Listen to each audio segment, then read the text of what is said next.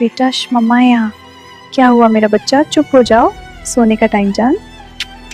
चुप हो जा मेरे बच्चे, बाबा सो रहे हैं, सुबह ऑफिस भी जाना है। अंजम, आज मैं जल्दी आ जाऊंगा, तुम अपना ख्याल रखना। जी ठीक है। या अल्लाह, फिर रो रहा है मेरा बच्चा। क्या हुआ? चुप कर बेटा, सो जाओ। मैं जाग गया हूँ।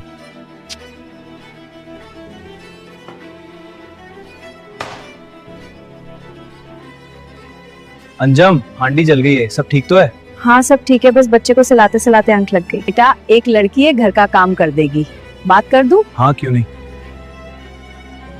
बाजी मैं सारे घर का काम कर लूंगी, आप फिक्र ना करें। शुक्रिया, आप सबने मेरा बोझ हल्का कर दिया। शुक्रिया आपका।